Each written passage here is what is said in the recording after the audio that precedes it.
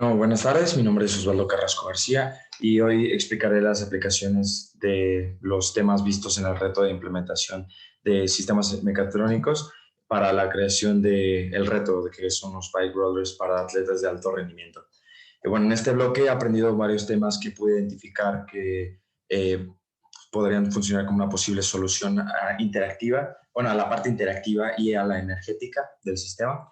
Y bueno, para esto dividiré mi presentación en tres etapas. Primero, en los temas vistos de electrónica. Pude reconocer que las ventajas de trabajar con diodos, transistores y amplificadores. Para los diodos, recordé que en el primer bloque habíamos platicado sobre la posibilidad de utilizarlos para, bueno, que funcionaran como puentes rectificadores para la generación de energía al momento del pedaleo.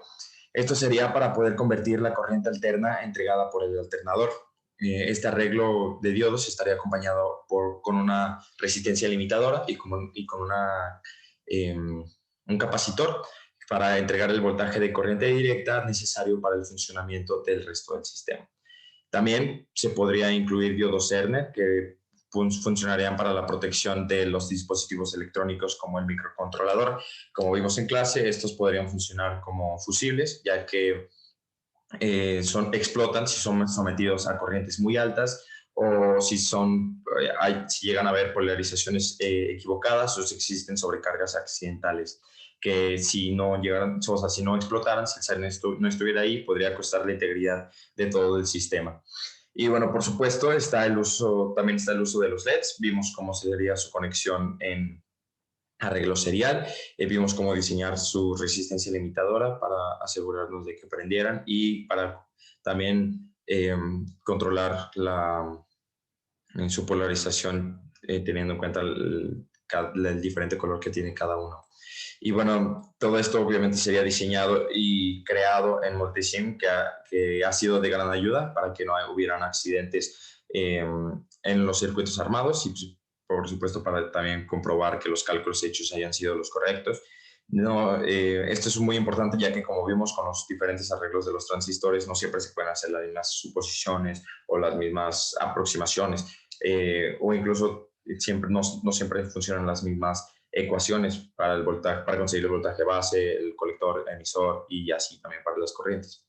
La segunda parte es sobre la instrumentación. Aquí se puede utilizar el conocimiento obtenido de los amplificadores operacionales que pueden funcionar como amplificadores de voltaje o también como comparadores.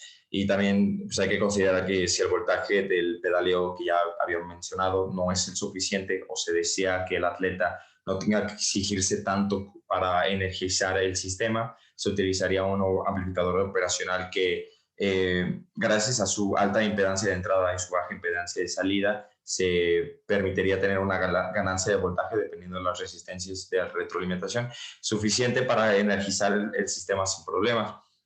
Como comparadores también podrían utilizar los amplificadores para darle una interacción a los ciclistas sobre su rendimiento. Una posibilidad sería que, o sea, por medio de un sensor Hall que tiene como una salida a un voltaje, se diseñaría un sistema que permita prender un LED de cierto color que indique en qué rango de velocidad está el pedaleo. Para esto se usaría un detector de nivel que se podría controlar, bueno, a través de este se podría controlar las acciones que deberían de tomar lugar basado en la magnitud del voltaje. Cabe destacar también que se podrán utilizar un arreglo Schmitt-Trigger para la conversión de las señales que podría ser fundamental al momento de implementar otros sensores que tengan diferentes tipos de señales. Y bueno, esta conversión de señales se lograría con la saturación del amplificador para hacer que el voltaje 1, que es una señal, alcance la magnitud del voltaje VTH, que luego buscará caer a V0L para después subir y repetir el ciclo teniendo como resultado una señal rectangular.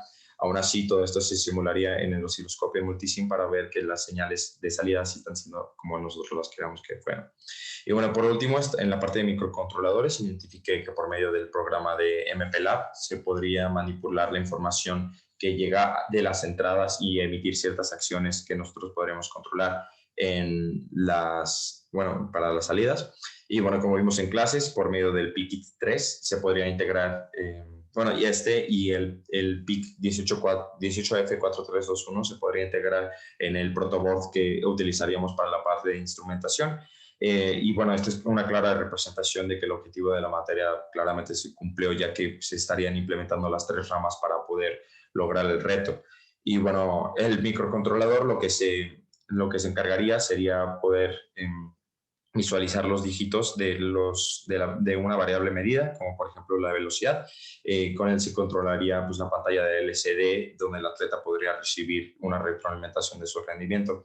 Además, también se encargaría de hacer operaciones o controlar las salidas de forma más fácil que en las vistas en el módulo de instrumentación y de electrónica, como por ejemplo la interrupción del sistema si llegara a ocurrir algún error, operaciones matemáticas, como ya lo dije, el control de diferentes sensores y sus salidas.